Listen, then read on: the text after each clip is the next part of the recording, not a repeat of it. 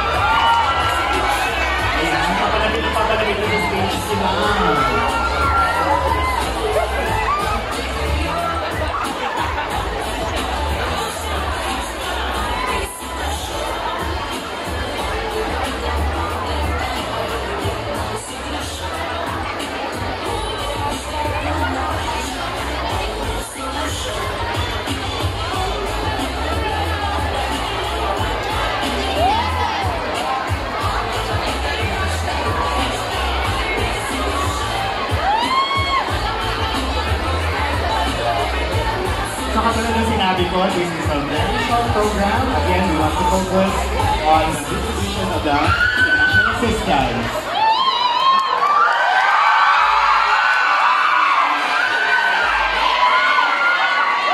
Good morning po. Good morning everyone. So katulad ng sinabi ko, napakilala ko na po ang ating mga guests, ang ating mga university officials this morning. So without further ado, we will start this morning's program.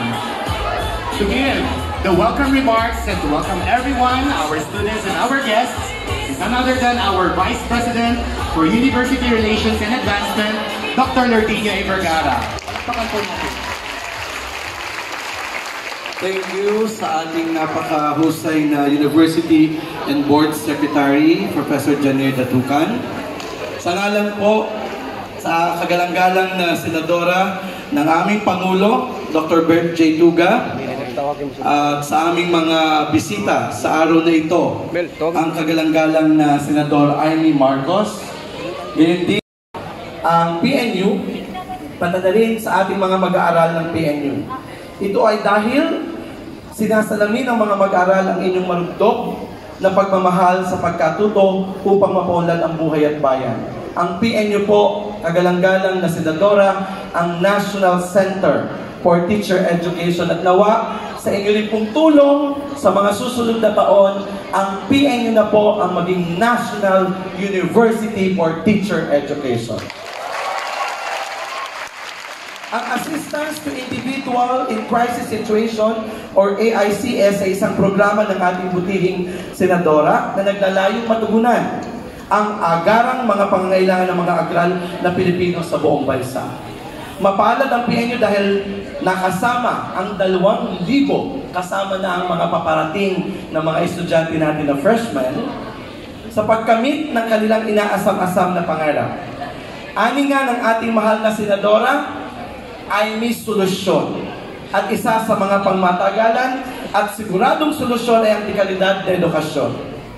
Naway maging simula ito ng patuloy na pagdagsa ng tulong, lalo na para sa mga guro ng kinabukasan na siyang huhulma sa ating tahaking landas. Habang inaabangan natin ang iba pang mga mag-aabot ng kanilang pagpapahalaga, pasalamatan muna natin ang ating mahal na Senadora Amy Marcos sa kanyang inisyatibo at pamalisan nawa siya ng iba pang mga pinuno ng pamahalaan. Sa mga makakatanggap naman ng ayudang pang-edukasyon, nawa ay mapalakas pa ang apoy na hawak ninyo sa inyong mga kamay. Ang apoy na siyang ipapasa ninyo sa mga susunod pang henerasyon ng mga Pilipino. Nawa ay mabigyan kayo ng ayudang ito ng di matatawarang lakas at inspirasyon upang magpatuloy sa daan ng bagong Pilipinas. Mula po sa labing-dalawang mga mag-aaral at mga faculty at mga kawani ng lahat ng campuses mula sa Maine, sa North Luzon sa Isabela, sa South Luzon sa Lopez, Quezon, sa PNU Visayas sa Cadiz at sa PNU Mindanao sa Prosperidad Agusan at sa ngalan po muli ng aming Pangulo, Dr. Bert J. Tuga, ang aming pong malugod na pagtanggap. Marami pong salamat at manatili po tayong ligtas. Thank you very much, VP Lord. So, narinig nyo yun, no? Hopefully, darating ang panahon na ikakwento nyo sa inyong mga apo na dito rin kayo nag-aral. Kung sila ay mga magagaling na mga taga-silbi ng bayan in the future. So, we move on to the next part of the program to give you a message. Of course, talagang pinaunlakan na ang ating invitasyon, no? Mula sa City of Manila, ang ating very dynamic Vice Mayor, John Marvin. Great mag-aral, pero kahit papano, porsigido kayo. At narito kayo sa umaga nito. Tuwa-tuwa ako makapiling kayo at makita na talagang tuloy-tuloy pa rin ang pag-aaral at ang determinasyon at pangarap na maging guro sa ating bansa. Tulad ng sinabi ko, hindi madali maging guro. Sabihin nga ng marami, hindi sulit sa hirap kung ihahambing sa sweldo. Pero, totoo naman, alam naman natin yan. Lagi naman yan ang problema. Kaya talaga kinakailangan bigyan natin ng konting tulong ang ating mga guro at katulad ninyo yung mga magiging guro. At the end of the day, we are only as good as our teachers are. Marami tayong sinisisi sa edukasyon na pagkakamali at pagkukulang ng mga estudyante sa iba't ibang test sa buong mundo. Subalit sa munot dulo, ang teacher lamang ang pag-asa. Kapag hindi nabibigyan ng tamang suporta at tulong ang ating mga guro, wala tayong mapapala sa edukasyon ng kabataan. Kaya ako ay talagang naniniwala na kahit papano, talagang itulak natin to. Nagsimula na yung tinatawag nilang standardization, pero kulang-kulang pa rin ang salary standardization. Alam din natin na nakapending sa Senado ngayon yung tinatawag na allowance, teacher's allowance, na dati-dati, hala, inulan na talaga. Pag ang topic sahod, talagang inuulan. Yan talaga ang problema. Dahil sa dami ng ating mga guro, talagang problema maski yung tinatawag na chalk allowance. Na gusto nga natin, parang dantaon na yung 5,000 pesos. Dapat dagdagan sa pansamantala man lang ng 7,500 at umabot ng 10,000. Yun ang pangarap natin. Sana makaabot yun sa lalong madaling panahon. Alam natin na sa ngayon, gipit ang ating pinansyal na sitwasyon. Ganun pa man, importante na pangunahan na ng ating mga guro. Alam natin na dito sa Philippine Normal University, talagang napakaluma na nito. At lumang-luma nga makikita natin. Antik na rin pati yung gym at library na pinatayo ng magulang ko.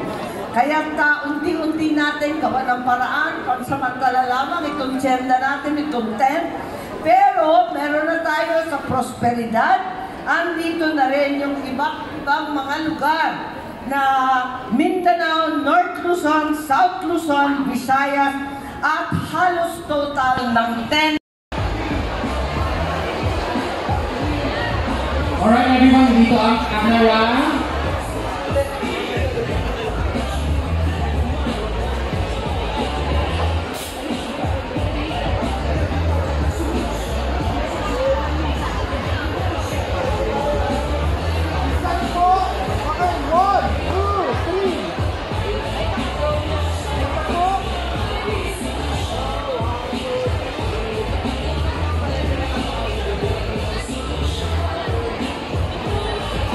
Alright, thank you very much. Now, we will have the distribution.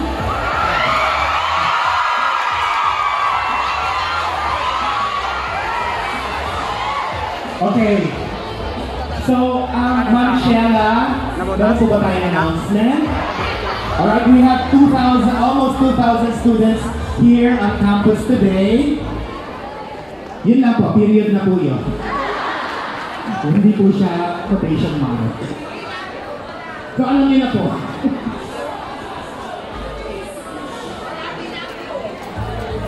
Good morning everyone for our dear students. If you are assigned here at the quadrangle, you have to stay here. We are expecting around 340 plus students who will be staying here. If you are assigned in another venue like the library or the BPS auditorium or BPS, you have to go there. So we'll start at the back. Those who are assigned in other areas, we have our PMU personnel and student volunteers. Pwede na kayong pumunta doon. Unahin yung nasa likod, lahat ng nasa likod, stay po tayo. Safety and security, no, ang priority natin.